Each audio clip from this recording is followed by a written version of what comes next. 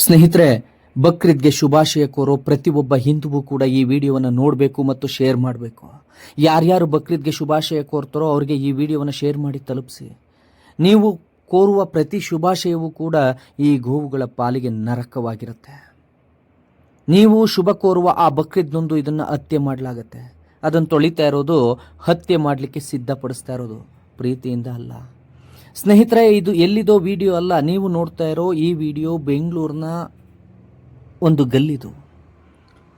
ಸ್ನೇಹಿತರೆ, ಬೆಂಗಳೂರಿನ ಪ್ರತಿ ಮುಸಲ್ಮಾನರ ಮನೆಯ ಮುಂದೆ 80%ಕ್ಕೂ ಹೆಚ್ಚು ಮುಸಲ್ಮಾನರ ಮನೆಯ ಮುಂದೆ ಇವತ್ತು ಗೋವುಗಳನ್ನು ತಂದು ಕಟ್ಟಾಕೊಳ್ಳಲಾಗಿದೆ. ಯಾಕೆ ಗೊತ್ತಾ? ಅದೇ ಬಕ್ರೀದ್ನಲ್ಲಿ ನೀವು ಶುಭಾಶಯ ಕೊಡ್ತಿರಲ್ಲ, ಅವತ್ತಿನ ದಿನ ಇದನ್ನು ಹತ್ಯೆ ಮಾಡಲಿಕ್ಕೆ. ಯಾವುದನ್ನು ಹತ್ಯೆ ಮಾಡ್ತಾ ಇದ್ದಾರೆ? ಯಾವುದೋ ಒಂದು ಜೀವಿನ ಬಿಟ್ಬಿಡಿ, ಕೇವಲ ಜೀವಿಯಲ್ಲ. ಯಾವುದನ್ನು ನೀವು ಪೂಜೆ ಮಾಡ್ತಿದ್ರೋ, ಯಾವುದನ್ನು ನೀವು ನಂದಿ ಸ್ವರೂಪ ಅಂತ ಹೇಳಿ ಬಗೆದು ಆರಾಧಿಸ್ತಾ ಇದ್ರೋ, ಯಾವುದನ್ನು ನಿಮ್ಮ ತಂದೆ ತಾಯಿ ಪೂಜೆ ಮಾಡಬೇಕು ಅಂತ ಹೇಳಿಕೊಟ್ರೋ, ಯಾವ ಶುಭ ಕಾರ್ಯವನ್ನು ಆರಂಭ ಮಾಡೋದಕ್ಕೆ ಮುಂಚೆ ಗೋಪೂಜೆ ಅಂತ ಹೇಳಿ ಮಾಡ್ತಿದ್ರೋ, ನಂದಿ ಬಸವಣ್ಣ ಅಂತ ಕರಿತಿದ್ರೋ, ಅದೇ ನಿಮ್ಮ ನಂಬಿಕೆಯನ್ನು ನಿಮ್ಮ ಎದುರಿಗೆ ಕುಣ್ಕೊಂಡು ಹಾಡಿಕೊಂಡು ನಿಮಗೆ ಕಾಣುವಂತೆ ಅದರ ಹತ್ಯೆಯನ್ನು ಮಾಡಲಾಗ್ತಾ ಇದೆ. ಸ್ನೇಹಿತರೆ, ಇದನ್ನು ಪಾಪ ನಮ್ಮ ಸ್ನೇಹಿತ ಹಿಂದೂಗಳ ಭಾವನೆಗೆ ಹರ್ಟಾಗತ್ತಪ್ಪ, ಅವ್ರಿಗೆ ಕಾಣದೇ ಇರೋಂಗೆ ಮಾಡೋಣ ಅಂತ ಹೇಳ್ತಾ ಇಲ್ಲ. ನೀವು ಪೂಜೆ ಮಾಡೋದನ್ನು ಬಹಿರಂಗವಾಗಿ ನಾವು ಹತ್ಯೆ ಮಾಡಿ ತೋರಿಸ್ತೀವಿ ಅಂತ ಹೇಳಿ ಚಾಲೆಂಜ್ ಮಾಡಿ ನಿಮ್ಮ ನಂಬಿಕೆಯ ಮೇಲೆ ಸವಾಲೆಸೆದು ಮಾಡಿದಂತಿದೆ. ಪ್ರತಿಯೊಬ್ಬರು ಕೂಡ ತಮ್ಮ ಇನ್ಸ್ಟಾಗ್ರಾಮ್ನಲ್ಲಿ ನಾವು ಯಾವ ಥರ ಎಷ್ಟು ಗಟ್ಟಿ ಹಸುಗಳನ್ನು ತಂದಿದ್ದೀವಿ, ನಾವೆಷ್ಟು ಬಲಾಢ್ಯವಾದ ಹೋರಿಗಳನ್ನು ತಂದಿದ್ದೀವಿ ಅಂತ ಹೇಳಿ ರೀಲ್ಸ್ ಮಾಡಿ ಹಾಕ್ತಿದ್ದಾರೆ. ಹಾಗಾದರೆ ಹಿಂದೂಗಳ ಭಾವನೆಗೆ ಬೆಲೆನೇ ಇಲ್ವಾ? ನೀವು ಯಾವುದನ್ನು ನಂದಿ ಆರಾಧ್ಯ ದೇವ ಮಹಾದೇವನ ವಾಹನ ಅಂತ ಹೇಳಿ ಪೂಜೆ ಮಾಡಿದ್ರೋ ಅದನ್ನು ನಿಮ್ಮ ಮುಂದೆಯೇ ಹತ್ಯೆ ಮಾಡಲಾಗುತ್ತೆ ಮತ್ತು ನೀವು ಆ ಹಬ್ಬಕ್ಕೆ ಶುಭ ಕೋರ್ತೀರಿ ಅನ್ನೋದಾದರೆ ನಿಜಕ್ಕೂ ನಿರ್ಲಜ್ಜರು ನಾವು ಹಿಂದೂಗಳು ಅಂತ ಹೇಳ್ಕೋಬೇಕಾಗತ್ತೆ. ಸ್ನೇಹಿತರೆ, ಈ ದೇಶದಲ್ಲಿ ಒಂದು ಕಾನೂನಿದೆ, ಈ ನೆಲದಲ್ಲಿ ಒಂದು ಕಾನೂನಿದೆ, ಈ ಭೂಮಿಯಲ್ಲಿ ಒಂದು ಕಾನೂನಿದೆ. ಕರ್ನಾಟಕದಲ್ಲಿ ಗೋಹತ್ಯೆ ನಿಷೇಧ ಕಾಯ್ದೆ ಇದ್ರೂ ಕೂಡ ಬಹಿರಂಗವಾಗಿ ಈ ರೀತಿಯಾಗಿ ನಾವು ಹತ್ಯೆ ಮಾಡೇ ಮಾಡ್ತೇವೆ ಅಂತ ಹೇಳಿ ಈ ಗೋವುಗಳನ್ನು ತಗೊಂಡು ಬಂದು ತಮ್ಮ ಮನೆಯ ಮುಂದೆ ತಮ್ಮ ಫ್ಯಾಕ್ಟ್ರಿಗಳ ಮುಂದೆ ಕಟ್ಟಾಕೊಂಡಿದ್ರು ಕೂಡ ಯಾರೂ ಇದನ್ನು ಪ್ರಶ್ನೆ ಮಾಡ್ತಿಲ್ವಲ್ಲ. ಯಾಕೆ? DJ ಸೌಂಡು ಸ್ವಲ್ಪ ಜಾಸ್ತಿ ಆಯಿತು ಅಂದ ತಕ್ಷಣ ವಿಜಯನಗರದಲ್ಲಿ ಬಂದು ಅದನ್ನು ಬಂದ್ ಮಾಡಿದಂಥ ಆ ಚಂದನ್ ಎಲ್ಲೋದ್ರು? ACP ಚಂದನ್ ಎಲ್ಲೋದ್ರು? ಹಳೆ ಗುಡದಳ್ಳಿಯ ಪ್ರತಿ ಭಾಗದಲ್ಲೂ ಕೂಡ ಪ್ರತಿ ಮನೆಯ ಮುಂದೆ ಕೂಡ ಗೋವುಗಳನ್ನು ಕಟ್ಟಾಕೊಳ್ಳಲಾಗಿದೆ.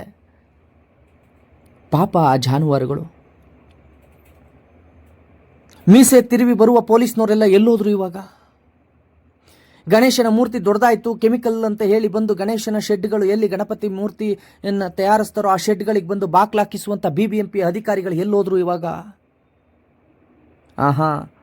ಆ ವರ್ಗದ ಆ ಏರಿಯಾಗಳಿಗೆ ಕಾಲಿಟ್ಟರೆ ವಾಪಸ್ ಬರೋದಿಲ್ಲ ಅನ್ನೋ ಭಯದಿಂದ ಯಾವ BBMP ಅಧಿಕಾರಿಗಳು ಆಚೆಗೆ ಬರೋದಿಲ್ಲ.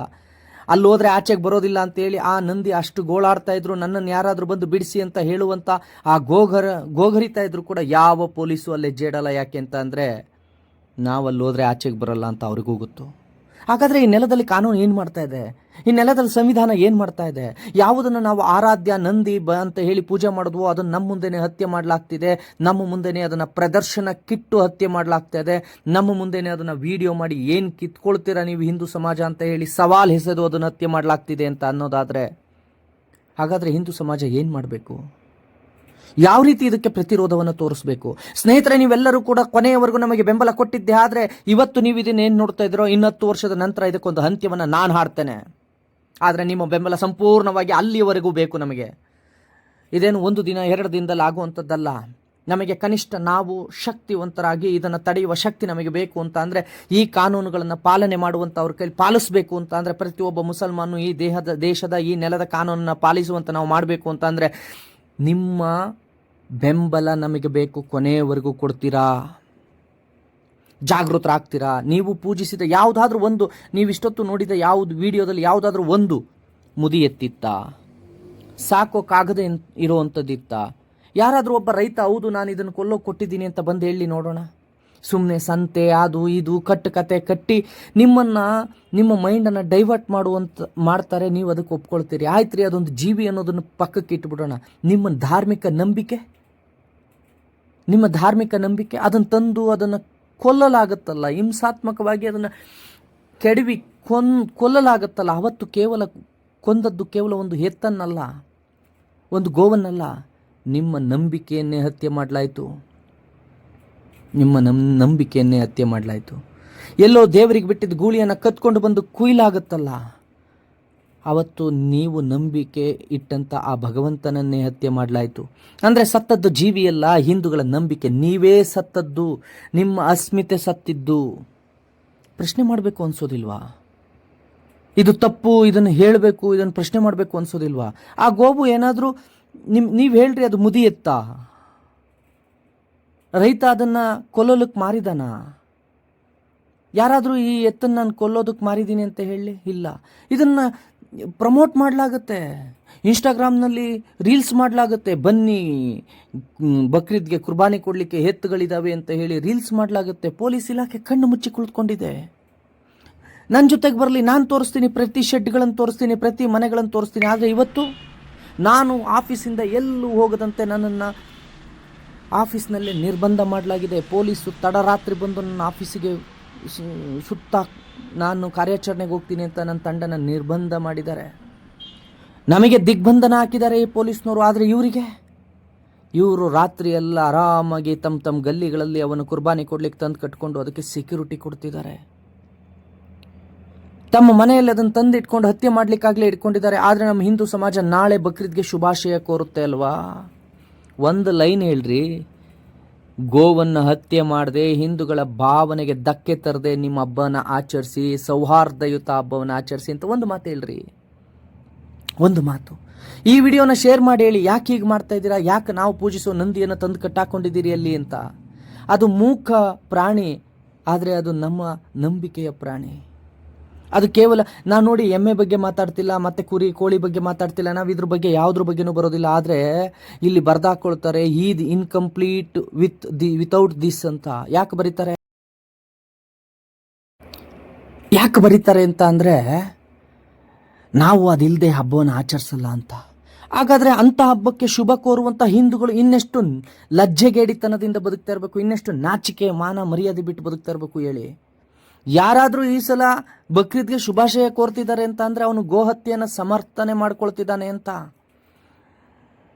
ಯಾರು ಗೋ ಹತ್ಯೆಯನ್ನು ಸಮರ್ಥನೆ ಮಾಡ್ಕೊಳ್ತಾನೋ ಆತ ನಮ್ಮ ವಿರೋಧಿ. ಒಂದಂತೂ ಶತಸಿದ್ಧ, ಗೋಹಂತಕರೆಲ್ಲ ಒಂದು ಸೈಡ್ ನಿಂತ್ಕೊಳ್ಳಿ, ಗೋ ಪ್ರೇಮಿಗಳೆಲ್ಲ ಒಂದು ಸೈಡ್ ನಿಂತ್ಕೊತೀವಿ. ಅದೇನಾಗುತ್ತೋ ಹಾಗೆ ಹೋಗಲಿ. ಸ್ನೇಹಿತರೆ, ನೀವೀಗ ನೋಡ್ತಿರೋ ವಿಡಿಯೋ ಎಲ್ಲಿದು ಅಲ್ಲ, ಇದು ಅದೇ ಗುಡ್ದಳ್ಳಿ, ಹಳೇ ಗುಡ್ದಳ್ಳಿ, ವಿಜಯನಗರದ ಪಕ್ಕದಲ್ಲಿ ಬರುತ್ತಲ್ಲ ಹಳೇ ಗುಡ್ದಳ್ಳಿ. ಅವನೇ ಸಿಂಗಮ್ ಅಂತ ಯಾವನೋ ಬಂದು ಒಬ್ಬ ಗಣಪತಿ ಹಬ್ಬದಲ್ಲಿ DJ ಹಾಕ್ಬೇಡಿ ಅಂತ ಹೇಳಿ ಗಾಡಿ ತಡೆದ್ನಲ್ಲ. ಹಾಂ ಹೌದು, ಅದೇ ಏರಿಯಾದಲ್ಲಿ ನೋಡಿ, ಅಲ್ಲಿ ಕಾಣಿಸ್ತಿದ್ದಾವಲ್ಲ, ಸಾಲಕ್ಕೆ ಕಟ್ಟಾಕೊಂಡಿದ್ದಾರೆ ಕುರ್ಬಾನಿ ಕೊಡಲಿಕ್ಕೆ, ಗೋಹತ್ಯೆ ಮಾಡಲಿಕ್ಕೆ ಗೋವುಗಳನ್ನು. ಎಲ್ಲೋದ್ರು ಆ ಸಿಂಗಮ್ಗಳು ಗೊತ್ತಿಲ್ಲ. ನಮ್ಮನ್ನು ತಡೆದು ನಮ್ಮನ್ನು ಬಂಧಿಸುವಂಥ ಆ ಸಿಂಗಮ್ಗಳು, ಹುಲಿಗಳು ಎಲ್ಲೋದ್ವು ಆ ಸಿಂಗಮ್ಗಳು, ಹುಲಿಗಳು? ನಂಗೆ ಗೊತ್ತಿಲ್ಲ.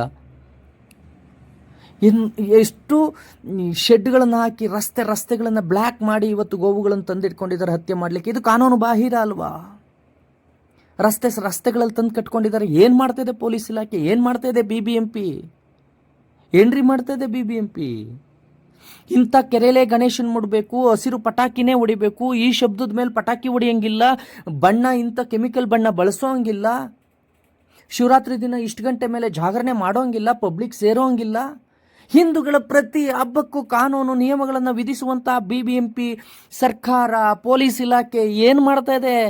ಸತ್ತಂತೆ ಮಲಗಿದೆ. ಯಾಕೆ ಅಂತ ಅಂದರೆ ಈ ಸಮುದಾಯದ ಮೇಲೆ ನೀವು ತಂದಿರುವ ಕಾನೂನುಗಳನ್ನು ಜಾರಿಗೊಳಿಸುವ ತಾಕತ್ ನಿಮಗಿಲ್ಲ.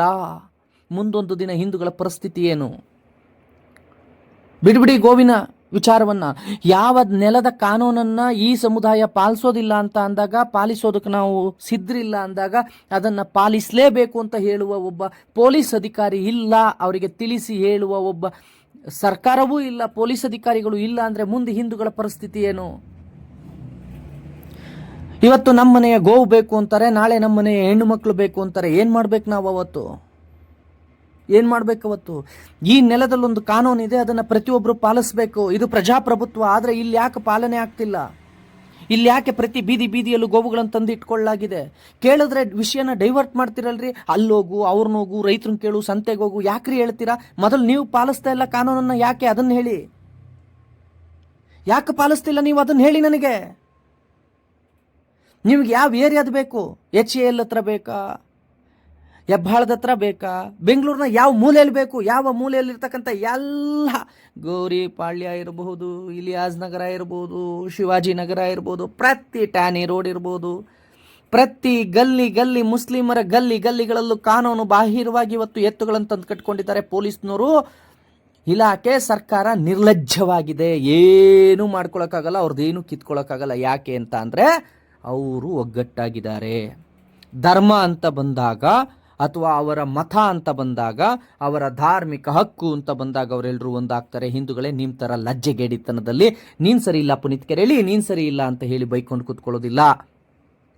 ಅವರೆಲ್ಲರೂ ಅದನ್ನು ಕಡಿಯೋದನ್ನು ಸಮರ್ಥನೆ ಮಾಡಬೇಕಾದ್ರೆ ಅದು ನಮ್ಮದು ಧಾರ್ಮಿಕ ಹಕ್ಕು ಅಂತ ಹೇಳ್ಕೊಳ್ಳುವ ನೈತಿಕತೆಯೂ ಇಲ್ಲದೆ ಬಾಯ್ದಿಂದ ಬದುಕುವ ನಿಮ್ಮಂಥ ಹಿಂದೂಗಳು ಬದುಕೇನು ಪ್ರಯೋಜನ? ಪ್ರಶ್ನೆ ಮಾಡ್ರಿ ಸರ್ಕಾರವನ್ನ. ಏನು ಮಾಡ್ತಾ ಇದೆ ಸರ್ಕಾರ? ಕಾನೂನು ಇದ್ದಾಗಲೂ ಈ ರೀತಿ ಕಾನೂನು ಬಾಹಿರವಾಗಿ ನಡ್ಕೊಳ್ತಾರೆ ಅಂತ ಅಂದರೆ, ನಾಳೆ ಅತ್ಯಾಚಾರ ಅನ್ನೋದನ್ನು ಮಾಡಿ ಅವರು ನಮ್ಮದು ಧಾರ್ಮಿಕ ಹಕ್ಕು ಅಂದ್ರೆ ಏನು ಮಾಡೋಣ ನಾವು? ಪ್ರಶ್ನೆ ಮಾಡ್ತಾ ಇದ್ದೀನಿ, ಏನು ಮಾಡೋಣ ನಾವಾಗ? ಯಾಕೆ ಕಾನೂನಿದೆ, ರಕ್ಷಣೆ ಮಾಡುತ್ತೆ, ಎಲ್ಲಿ ರಕ್ಷಣೆ ಮಾಡ್ತಾ ಇದೆ? ಸ್ನೇಹಿತರೆ, ಹಬ್ಬಕ್ಕೆ ಶುಭ ಕೋರೋರಿಗೆ ಶೇರ್ ಮಾಡಿ.